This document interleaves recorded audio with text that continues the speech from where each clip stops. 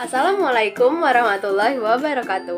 Saya Indriani Saputri dengan NPM 201111000068 dan rekan saya yang bernama Liska Novianti dengan NPM 2011100084 akan memenuhi tugas UTS mata kuliah Islam dan Lingkungan Hidup dengan materi menjaga lingkungan hidup yang berjudul Menjaga Air untuk Kehidupan.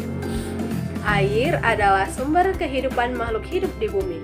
Ketiadaan air dapat mengancam kelangsungan hidup dan ekosistem alam. Air juga menopang pembangunan infrastruktur seperti rumah, masjid, perkantoran, dan lain-lain.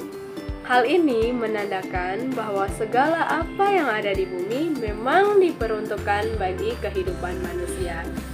Di dalam Quran surat Al-Luqman ayat 20, A'udzu billahi minas syaitonir rajim. Bismillahirrahmanirrahim.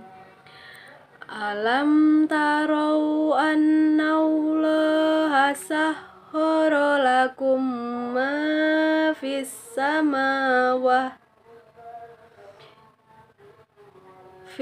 samawati wa ma fil ardi wa asbagha alaikum ni'amahu zahiratan wa batinah wa minan nasi may yujadilu fillahi bighairi ilmi wala hudaw wala kitabim munir. Sadaqallahul azim.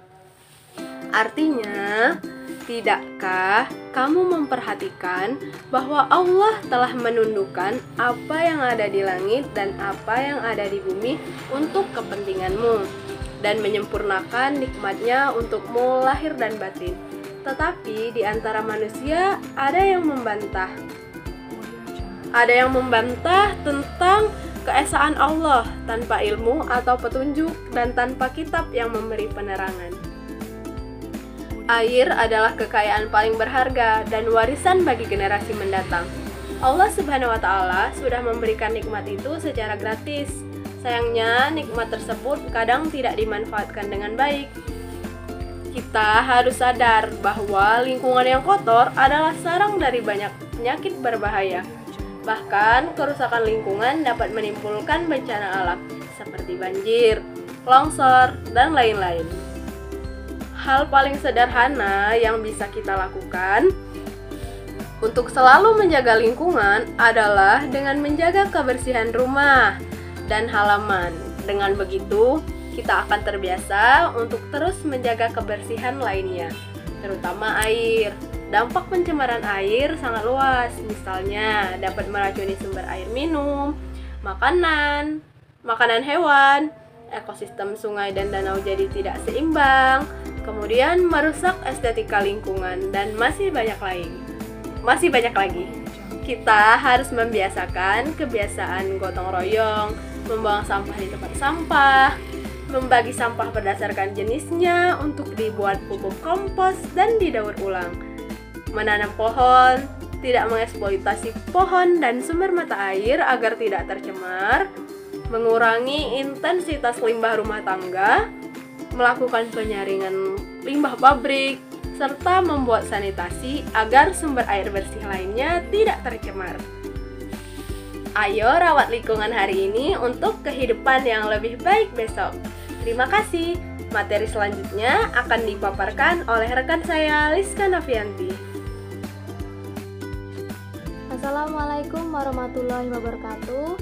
Perkenalkan, nama saya Liska Novianti. Di sini saya akan melanjutkan materi selanjutnya. Sebagai bentuk bahwa orang Islam wajib menjaga kebersihan air, maka kita dilarang membuang air kecil di air yang tergenang. Dalam hadis riwayat Muslim disebutkan, an Jabirin an Rasulillahi sallallahu alaihi wasallam annahu naha an yubala fil ma'ir raqid. Dari Jabir, dari Rasulullah Shallallahu Alaihi Wasallam bahwasanya beliau melarang kencing di air yang tergenang. Syekh Ali Jum'ah dalam karyanya yaitu Al-Bi'ah wa Al-Hifazu alaiha min manzur islami mencatat beberapa poin tentang dari sabda-sabda Nabi Muhammad Shallallahu Alaihi Wasallam tentang pentingnya menjaga air, yaitu yang pertama, Nabi Muhammad Shallallahu Alaihi Wasallam melarang kita mengotori air. Yang kedua, Nabi Muhammad Shallallahu Alaihi Wasallam memerintahkan kita untuk menjaga makanan dan minuman dari hewan-hewan kecil yang berkemungkinan membawa kuman kepada makanan tersebut. Nah, yang ketiga, Nabi Muhammad Shallallahu Alaihi Wasallam melarang kita untuk bernapas di dalam wadah minuman dan meniupnya. Dan yang keempat, Nabi Muhammad Shallallahu Alaihi Wasallam setiap minum beliau tidak minum lebih dari 3 tegukan, kemudian berhenti. Nah, yang kelima, beliau melarang kita melebihi menggunakan air, meskipun penggunaan air itu terkait urusan ibadah. Ada juga hadis larangan mencemari air. Dalam sebuah hadis sahih, Rasulullah Shallallahu Alaihi Wasallam memperingati manusia untuk tidak melakukan kerusakan pada lingkungan air dengan cara tidak melakukan pembuangan kotoran pada kawasan tertentu. Hadis tersebut ialah Harroshana Hasanu Harroshana Banu Lahi Ata Harroshana Abu Rasulullah Sallallahu Alaihi Wasallam an yubaro fil ma'irraqid. Artinya, telah menceritakan kepada kami, Hasan telah menceritakan kepada kami, Ibnu Lahi'ah telah menceritakan kepada kami Abu Az-Zubair dari Jabir berkata, Rasulullah Shallallahu Alaihi Wasallam melarang kencing di air yang tergenang. Hadis riwayat Ahmad. Nah, oleh karena itu, mari kita menyelamatkan bumi dengan hal-hal kecil seperti menghemat air, membuang sampah pada tempatnya, tidak menggunakan plastik dan kertas secara berlebihan, dan jangan mencemari air untuk kelangsungan hidup. Merawat lingkungan sama dengan merawat masa depan anak cucu kita nanti. Dan selain itu juga, kebersihan adalah sebagian dari iman. Sekian dari kami. Apabila ada kesalahan dalam pengucapan kata nama, kata ayat Al-Quran, dan hadis, kami mohon maaf. Sekian kami. Wassalamualaikum warahmatullahi wabarakatuh.